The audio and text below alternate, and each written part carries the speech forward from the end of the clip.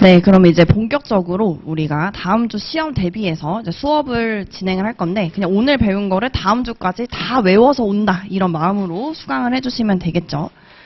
자, 지금 이제 제가 쉬는 시간에 다른 강의실도 같이 이제 의견 나누고 오는데, 우리 지금 실강 진행하는 이 강의실은 아무래도 기존에 등록하셨던 분들이 많기 때문에 동차생 비율이 많이 낮지만, 다른 강의실은 거의 다 동차생 분들이시더라고요. 그래서 동차생 분들, 우리 시험은 동차생 합격률이 굉장히 높습니다. 왜 그러냐면 다른 자격사는 뭐 하루에 1교시 한 과목씩 보거나 한 요일에 과목을 보거나 이런 식으로 한 과목에 대해서 쓸 수 있는 시간이 되게 충분해요. 그러면 동차생과 유예생의 깊이가 다를 수밖에 없어요. 쓸 수 있는. 근데 우리 시험은 100분에 2문제, 10문제를 써야 돼요. 그러니까 답안지를 쓰는 시간이 부족하기 때문에 이 사람이 동차생인지 유예생인지 실력이 드러날 시간이 없습니다. 그래서 외운 대로 이제 작성을 해주시는 게 맞죠. 당연히 유예생 분들은 연습이 많이 되어 있으니까 답안지를 더 완벽하게 쓸 수 있어서 점수를 높게 가져가는 거지, 기본적으로 행정사 시험 특성상 시간이 제한되어 있어서 동차생한테 전혀 불리하지 않은 시험인 거는 확실해서 매년 우리 합격생 중에서 동차 합격생이 굉장히 많습니다. 자, 그래서 이제 동차생분들께 이 말씀을 드리는 거는, 동차생분들 해결나 마음을 내가 올해는 동차니까 올해는 일단 보고, 이런 마음부터 이제 안 돼요. 올해는 일단 보고 내년 결과 보고 내년에 이렇게 뒤에가 있으면 안 되고, 그냥 올해 끝내자로 다시 마음을 잡으셔야 돼요. 그래야지 지금 될까 말까인데, 올해 일단 한번 봐보고 이렇게 지금 접근을 하시면 절대 안 됩니다. 다시 한번 마음 잡아주시고, 자, 일단 교재는 우리가 요약집이 있고 기본서가 있어요. 자, 물론 시간이 없기 때문에 동차생분들은 거의 다 요약집 베이스로 외우겠지만, 사람마다 기본서로 외우겠다, 기본서가 맞는다 하신 분들 당연히 있어요. 당연히 있는데 전혀 상관이 없고, 작년 이제 수석분 같은 경우에는 요약집 너무 좋았다, 요약집으로 외우셨다라고 했고, 그 전에 이제 전국 3등으로 붙으신 분은 기본서로 회독을 했어요. 그러니까 이건 사람마다 성향이 다른 것뿐 전혀 상관이 없고, 저는 이제 수업은 동일하게 진행을 할 겁니다. 자, 그래도 하나를 통일하자면 요약집 기준으로 수업을 나가도록 할게요. 자, 먼저 우리 이제 제가 나눠드린 문제와 답안을 보시면, 자, 정말 그냥 알려드리는 거예요. 다음 주에 무슨 문제가 나온다? 저는 이렇게 나와요. 뭐 다른 과목은 뭐 범위를 줄 수 있겠지만 저는 그냥 이대로 알려드립니다. 그대로 1번, 2번, 3번, 4번, 5번 이대로 나와요. 자, 근데 놀랍게도 이거를 못 쓴다. 알려드려도 못 써요. 왜냐면 외우기가 어렵기 때문에. 그걸 알아서 뭐 범위가 요만큼이니까 그 중에서 내고, 이게 아니라 정직하게 여기서 나옵니다. 여기서 나는 대로 이제 시험에 기출에 나왔다라고 말씀을 드렸죠. 그대로 외워주시면 되겠습니다. 자, 그래서 1번부터 우리가 같이 외우면서 간다 생각을 하시면 되겠고, 자, 파트 1, 우리가 사무관리론 처음 보시는 분들 같은 경우에는 법으로 구성이 되어 있어요. 가장 중요하게 이제 보시는 법이 민원 처리에 관한 법령인데, 동차생분들은 이제 모를 수 있으니까 간단하게 말씀을 드리면, 제가 지금 모의고사용으로는 문제 1번, 2번, 3번, 4번, 5번 이렇게 냈지만, 실전 모의고사 그리고 실제 기출문제는 5문제긴 한데 어떻게 나오냐면, 문제 1이 두 가지로 쪼개져요. 문제 1에서 물음 1 몇 점, 20점 이런 식으로 나와요. 그 다음에 물음 2 20점, 그 다음에 문제 2, 문제 3, 문제 4 이렇게 나오죠. 자, 그러면 실제로 우리가 20점짜리 분량은 몇 문제예요? 하나, 둘, 셋, 넷, 5이지만 문제는 문제 1, 문제 2, 문제 3, 문제 4 이렇게 나오죠. 근데 우리는 지금 연습을 하는 거니까 제가 논점별로 5개를 내놓은 거고, 실전 모의고사 때는 제가 아예 실전 문제처럼 이렇게 낼 거예요. 자, 그런데 이것도 어떤 문제가 발생하냐면, 실전 모의고사 때 문제 1, 물음 1, 물음인데 문제 1, 문제 2, 문제 3, 문제 4, 문제 5로 굉장히 많이 씁니다. 근데 우리 문제는 4번밖에 없어요. 근데 문제 5가 나옵니다. 그러면 빵점이죠, 빵점. 나는 안 그럴 것 같은데 라고 생각하시지만 연습 안 하면 굉장히 많고, 제가 실제로 이제 대학원에서 학부생들 논술 문제를 굉장히 제가 채점 다 하죠. 하는데 그냥 점수 문제와 아예 다른 문제 쓰고 이 답안 쓰는 경우도 굉장히 많아요. 저는 이제 이 학생들한테 연습하라고 빵점을 주고 싶지만 교수님들은 이제 학생들이기 때문에 점수를 줘라 해서 저는 점수를 주지만 이런 식으로 문제 바꿔서 쓰는 경우가 굉장히 많습니다. 그래서 지금은 그냥 문제보다는 내용을 외우는 게 더 중요하기 때문에 이렇게 5문제로 나눠져 있다. 다시 한번 말씀을 드리고 자, 그리고 민원에 대해서 5문제라고 말씀을 드렸는데 우리 시험이 민원 파트에서 2문제 정도 나와요. 2문제 정도 나오고 그 다음에 사무관리론에서 행정 파트에서 3문제 정도 나와요. 그냥 거의 평균적으로 그래요. 그러니까 40%, 60% 이 정도 나오는데 민원에서 2문제를 써야 되는데 내가 한 문제를 좀 덜 외웠다. 아니면 한 문제가 너무 어렵게 나와서 내가 공부하지 않은 논점이 나왔어요. 그럼 답안지가 너무 쓸 게 없겠죠. 쓸 게 없을 때 쓰라고 있는 게 이런 목적 같은 거 쓰면 돼요. 이런 거. 왜냐면 여러분들이 0.5점 차이로 합격, 불합격이 정해질 수가 있기 때문에 목적을 그때 외워서 쓰시면 되겠죠. 그래서 목적 하나 외우고 갈 거예요. 그래서 목적 같은 경우에 뭐 핵심 요약집에는 따로는 없지만 앞에다가 뭐 써주셔도 되겠죠. 기본서에는 있지만 이런 거 하나 외워주셔야 돼요. 자, 민원 처리에 대한 목적을 지금 외우면서 갈 건데 1조, 마치 우리 헌법 1조 외우듯이 민원 처리에 관한 법률 1조를 외우고 가시는 거예요. 자, 민원 처리에 관한 기본적인 사항을 규정을 하는 거예요. 민원 처리에 대한 기본적인 사항을 규정을 해서 민원의 공정하고 적법한 처리와 자, 지금 이거 계속 외우셔야 돼요. 민원행정제도의 합리적 개선을 도모함으로써 2가지를 함으로써 결론적으로 국민의 권익을 보호함을 목적으로 한다. 자, 이거 지금은 안 외우더라도 결국에 답안지를 실전 넘어갈 때까지는 1조를 이제 줄줄줄줄 외우셔야 되겠죠. 자, 그런데 이러시면 안 되겠죠. 어떻게 하냐? 내가 실제 시험에서 문제 1, 물음 1, 물음 2가 다 민원 파트에서 나왔어요. 근데 내가 이거 외웠어요.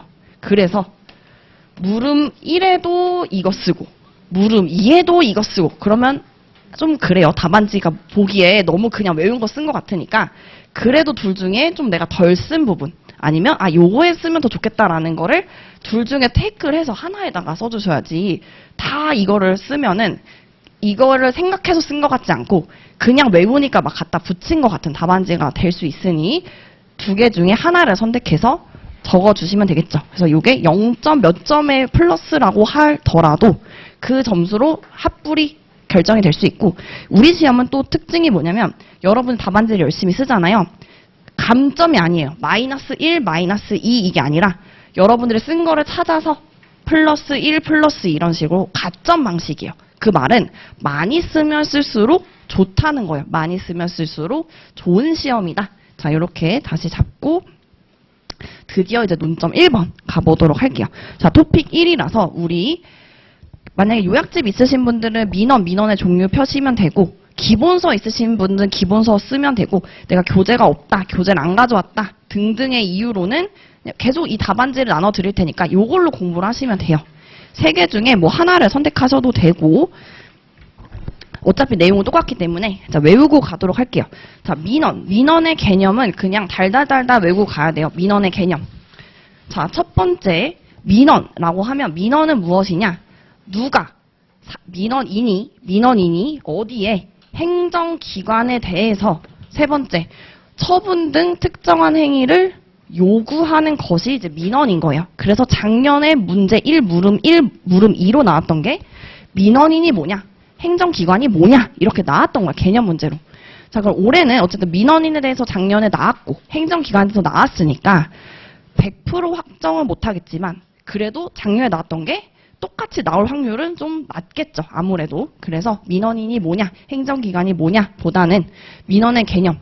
민원인이 행정기관에 대해서 처분 등 특정한 행위를 요구하는 것이 민원이에요. 자, 그래서 우리가 오늘 첫 교시니까 사실 이제 처분 등이면 보통 허가, 인가, 처분 등 이제 특정한 행위를 요구하는 게 민원인이에요. 근데 우리가 이제 행정사 처음 공부하시는 분들 많을 텐데 모든 전문 자격사는 대리권이 있을 때 가장 힘이 셉니다. 그래서 변호사 같은 경우에는 소송 대리인, 세무사 같은 경우에는 세무 대리인인 거죠. 자, 여러분들이 내일 이제 실무법을 듣거나 기본 강의를 들으시면 행정사법에 의해서 행정사 업무가 대리권이 뭐가 있어요? 인허가 대리가 있죠. 인가 허가에 대해서 대리가 있는 거예요. 자, 그래서 민원인이 행정기관에 대해서 허가, 인가, 처분 등 특정한 행위를 요구하는 이 행위에 대한 대리권이 있는 게 우리 행정사라는 거죠. 자, 그거에 대해서 정의를 하고 있는 게 민원처리법이고 그거를 배우는 게 사무관리론이기 때문에 우리가 가장 중요한 업무를 배우는 거다. 수업을 떠나서 그거를 생각을 하시면 되겠죠. 자, 그래서 요 문구 그대로 다시 외우면 민원인이, 외우셔야 돼요. 그냥 말씀을 따라 하셔도 됩니다. 민원인이 행정기관에 대하여 처분 등 특정한 행위를 요구하는 것, 지금 외우고 가는 거예요. 민원인이 행정기관에 대하여 처분 등 특정한 행위를 요구하는 것이지만 우리가 답안지 쓸 때 요약이 아니에요. 답안지 논수령, 약수령이기 때문에 것이다, 것을 말한다, 것을 의미한다 이런 식으로 써야겠죠. 것 이렇게 쓰면 채점할 때 사람이 채점을 해요. 그렇기 때문에 예의 있게 입니다, 이다, 의미한다 이렇게 써주셔야 됩니다. 형식 굉장히 중요해요. 자, 그래서 민원인이 행정기관에 대한 처분 등 특정한 행위를 요구하는 것이다. 것을 말한다. 하나 외워주시면 되겠죠. 민원의 개념.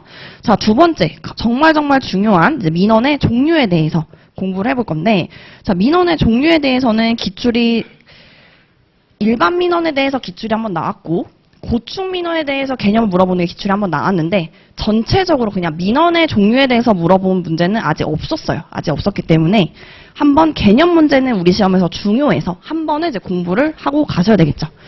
자, 민원의 종류는 크게 두 가지로 나눠집니다. 이제 일반 민원, 이거를 이제 목차를 외워주셔야 되는 건데 크게 두 가지가 일반 민원, 두 번째가 이제 고충 민원이에요. 고충 민원.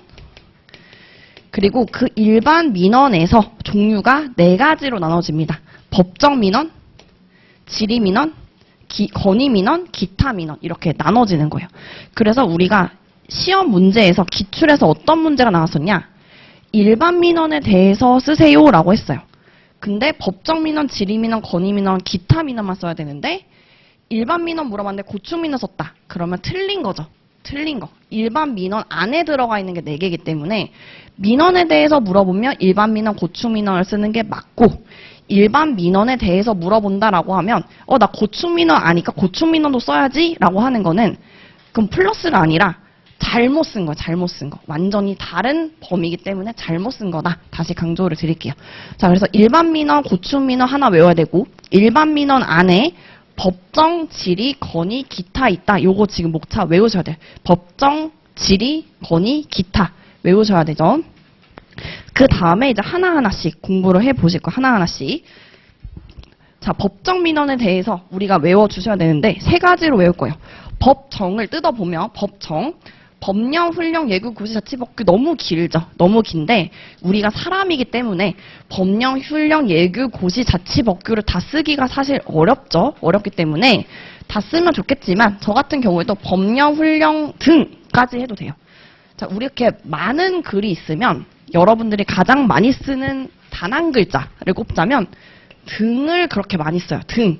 자, 앞으로 여러분들이 답안지를 쓸 때 여러 개를 이제 뭉뚱그린다 하면 등을 쓰시면 돼요. 그래서 법령, 훈령 등에서 법정이니까 법령, 훈령 등에서 정한 일정 요건에 따라서 3가지 민원이 이제 법정 민원이에요. 똑같이 이제 외워야 되기 때문에 제가 동그라미 넘버링을 했습니다. 첫 번째, 법령 등에서 정한 요건에 따라서 인가, 허가 등, 이제 인가, 허가, 승인, 특허, 면허 다 쓰면 좋겠지만 우리 시간이 없어요. 시간도 부족하고 똑같이 외우기 어렵기 때문에 인가, 허가 등을 신청하거나 자, 두 번째, 그러니까 여러분들이 행정사가 됐어요. 그럼 민원인이 저 이거 인가해주세요. 허가 받고 싶어요. 그러면 그 법정 민원에 대해서 우리가 대리를 해주는 거죠. 서류 작성 대행을 해줄 수도 있고 그 업무를 하는 거예요. 그래서 법령 등에서 정한 인가, 허가 등을 신청하거나 자, 두 번째, 장부, 대장 등의 장부, 의약외품 허가 목록이라든지 이런 장부, 대장 등의 등록 등재를 신청 또는 신고하는 업무. 세 번째, 특정한 사실관계 또는 법률관계에 대해서 확인, 증명을 신청하는 민원 이렇게 세 가지로 나눠진 거예요. 그래서 다시 정리를 하면 법정 민원은 법령 등에서 정한 요건에 따라서 세 가지죠. 인가허가 등을 신청. 자, 두 번째, 장부대장 등에 장부에다가 뭐를 써야 되니까 등록 등재 등을 신청. 세 번째, 특정한 사실 또는 법률 관계에 관한 확인 또는 증명을 신청하는 민원이 법정 민원이다. 하나 이제 외워주시는 거고, 다음 주에 이거 써야 돼요. 알려드린 거예요. 다음 주에 요 두 줄 쓰셔야 됩니다. 똑같이. 자, 두 번째, 질의 민원이죠. 질의 민원은 뭐를 물어보는 민원이에요. 그래서 법령 제도 절차. 자, 이렇게 나눈 이유는 뒤에서 처리 기간이 달라지기 때문에 나눠졌죠. 그래서 요거는 법령 등으로 쓰는 것보다 법령 제도 절차가 다 처리 기간이 나눠져 있기 때문에 세 가지를 다 써야 돼요. 법령 제도 절차 등 행정 업무에 관해서 행정기관의 설명이나 해석을 요구하는 민원. 그러니까 질의하는 거니까 물어보는 거죠. Q&A. 설명이나 해석을 요구하는 민원. 자, 우리도 이거 질의 민원 굉장히 많이 해요. 왜냐면 법령 해석이 애매해서 그거에 따라서 요건이 달라지는 경우가 많기 때문에 우리도 행정기관에 질의 민원 굉장히 많이 넣습니다. 그래서 법령 제도 절차 등 행정 업무에 대해서, 당연히 행정 업무겠죠. 대해서 행정기관의 설명이나 해석을 요구하는 민원이 이제 질의 민원. 자, 세 번째, 건의. 건의는 불평불만을 말하는 게 건의가 아니에요. 행정제도나 운영에 대해서 기억이죠. 개선을 요구하는 건의예요. 그래서 우리가 건의사항이 있다. 건의사항 말씀해 보세요는 불평불만 말하라는 게 아니라 이렇게 하면 더 개선될 것 같아요를 말하는 게 건의입니다. 그래서 행정제도 운영에 개선을 요구하는 게 건의 민원이다. 자, 네 번째죠. 기타 민원은 법정 질의 건의 외가 아니라 법정 질의 건의 그리고 고충 민원 외에 나머지 이제 두 가지가 기타예요. 기타. 자, 크게 두 가지로 나눌 수가 있는데 첫 번째. 자, 여러분들이 행정사라는 시험을 알기 전에 여러분들이 했던 거는 두 번째죠. 자, 일상생활에 발생하는 불편사항에 대해서 알리는 거. 그거 이제 기타 민원이었죠. 갑자기 누가 우리 집 앞에 쓰레기 봉투 놨어요. 누가 불법 주차했어요. 이런 식으로 불편사항에 대해서 알리는 그 민원 넣는다. 우리가 민원 넣는다 생각한 건 사실 다 이런 개념이었죠.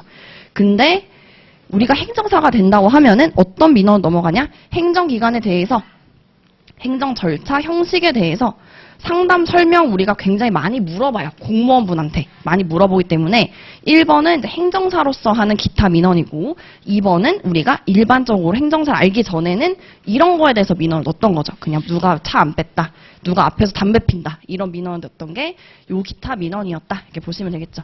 그래서 법정, 질의, 건의, 기타 네 가지에 대해서 목차도 외우셔야 되고 내용에 대해서도 정확하게 외워주셔야 됩니다. 이따가 또 물어볼 거예요. 자, 물어볼 거예요. 자, 그 다음에 일반 민원 다음에 고충 민원이 있어요. 고충 민원.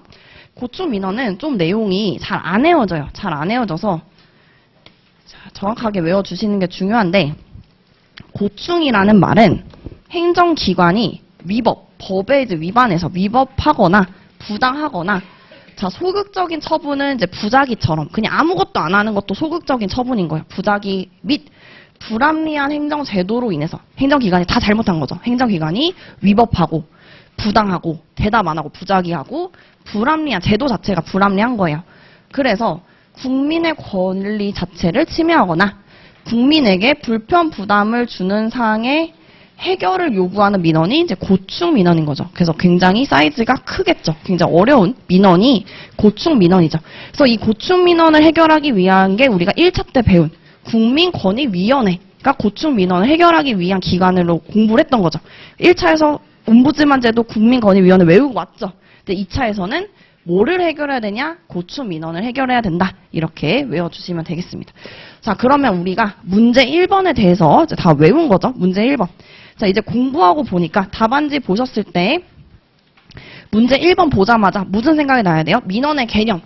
민원인이 행정기관에 대하여 처분 등 특정한 행위를 요구하는 것 외우셔야 되고 두 번째 민원의 종류는 일반 민원, 그 다음에 고충 민원이 있고 일반 민원에 법정 민원, 그 다음에 질의 민원, 건의 민원, 기타 민원이 있고 그 각각의 민원에 대해서는 사람마다 똑같이 공부했는데 다 다르겠어요. 정말 놀랍게도 똑같이 재교재로 공부를 하고 제가 답안지도 똑같이 나눠드렸는데 정말 여러 가지 답안, 창의적인 답안들 굉장히 많이 나옵니다. 다 달라요. 정말 다 달라요. 놀랍게도.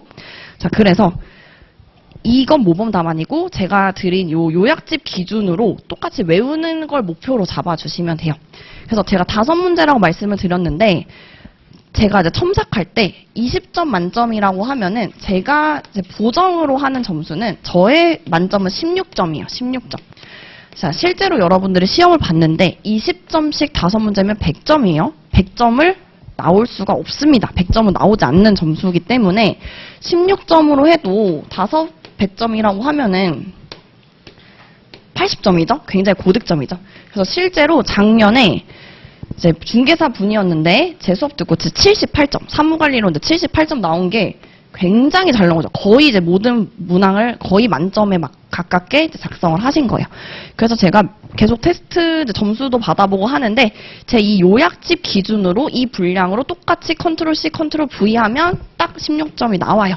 요 점수가 나옵니다. 그래서 이 기준으로 다 외우겠다 생각을 하시면 되고 별로 점수는 중요하지 않지만 16점 기준으로 내가 한 14점 이상이다 하면은 너무너무 잘 쓰신 거고 12점에서 13점이다. 무난.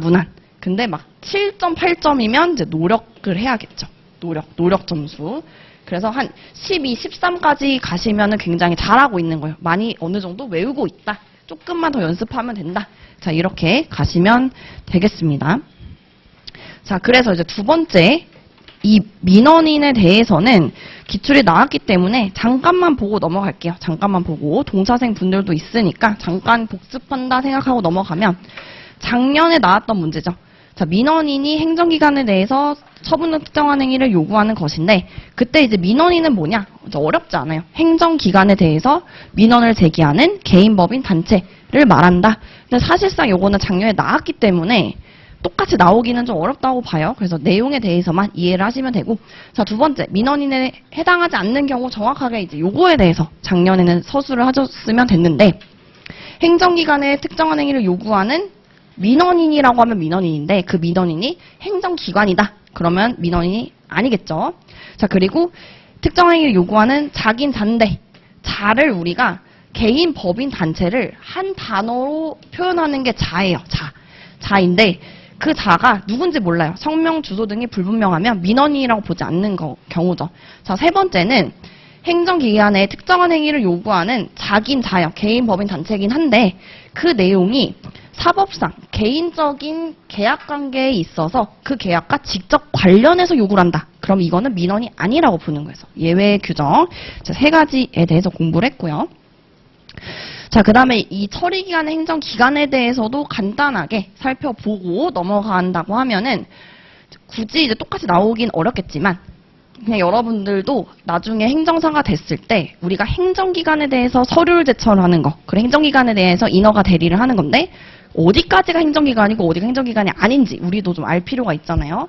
자, 그래서 크게 이제 세 가지라고 생각하시면 되는데 첫 번째, 우리가 입법부, 사법부, 행정부가 있죠. 입법부, 사법부는 행정기관이 아니죠. 행정기관이 아닌데 그 국회, 법원, 헌재, 중앙선거원위원회 같이 이런 입법, 사법 관련한 부서의 행정사무를 처리하는 기관은 행정기관인 거예요. 그 입법부, 사법부 관련의 행정사무를 처리하는 기관, 그리고 중앙행정기관, 지방자치단체 크게가 행정기관이다. 1번 생각을 하시면 되고, 그러니까 우리 여러분들이 여기는 뭐 국회 사무처 업무는 크게 할 건 없지만 뭐 시청, 구청, 뭐 금융감독원 등등의 기관엔 다 들어가는 거죠. 다 들어가는 거고. 두 번째, 크게 공공기관. 자, 그래서 예를 들면 학교들 같은 경우에도 행정기관인 거예요. 민원처리법에 따른 행정기관이다 보시면 되고.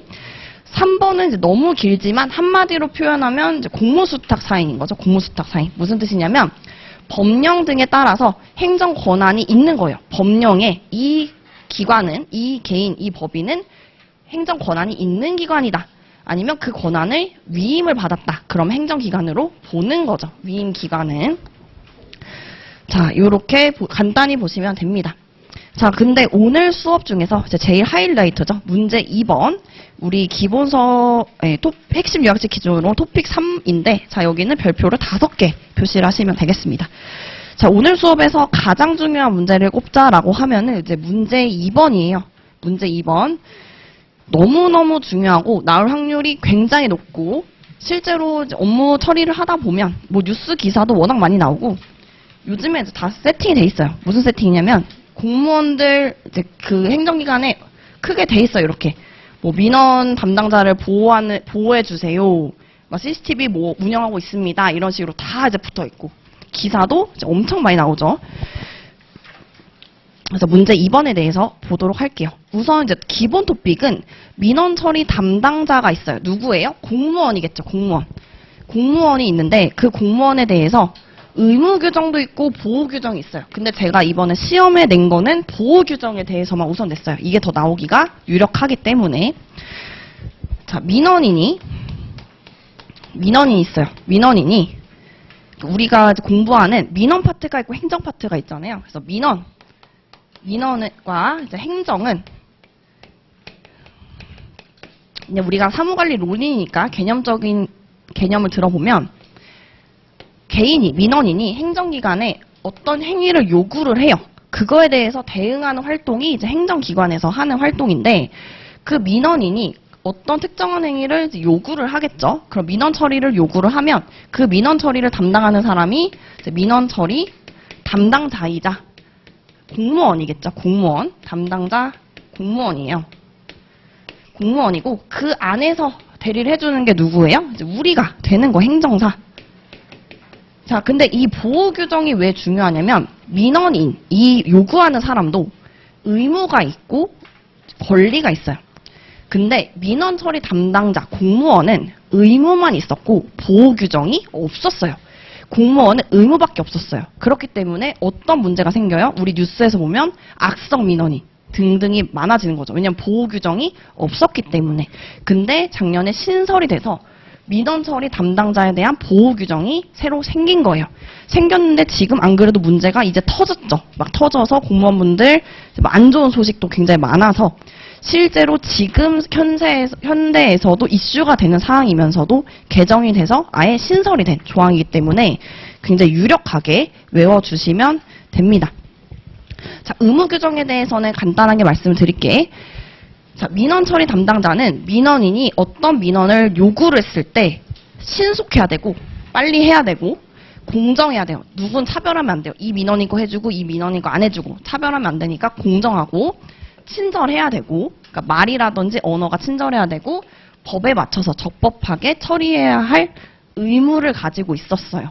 자, 그러면 권리는 뭐예요? 민원인의 권리는 신속, 공정, 친절, 적법하게 처리를 받을 권리가 있었던 거고 그거를 처리해줄 의무가 있었던 거예요. 거기서 이제 추가된 게 보호 규정인 거죠. 보호 규정. 자, 그래서 우리 답안지랑 같이 보면은 자, 보호 규정 첫 번째 행정기관장은 보호를 해줘야 돼요. 기관장은. 자, 민원인의 폭언, 폭행 일단 욕하죠. 폭행 막 때리죠. 그리고 목적이 정당하지 아니한 반복 민원 말이 길지만 이건 뭐예요? 괴롭힘 똑같은 거를 똑같이 계속 민원을 넣어요. 그러면 정당하지 않은 반복 민원 욕하고 때리고 괴롭히는 거예요. 욕하고 때리고 괴롭히는 거. 폭언, 폭행, 목적이 정당하지 않은 반복 민원으로부터 보호를 해줘야겠죠. 민원 처리 담당자를 보호하기 위해서 신체적뿐만 아니라 정신적인 피해 예방도 해줘야 되고 발생을 했을 때 치료 등 필요한 조치를 할 수 있다가 아니에요. 해야 된다. 의무 규정으로 넣어버린 거예요. 보호 조치 무조건 해줘라 라고 해야 된다라고 했어요. 해야 된다.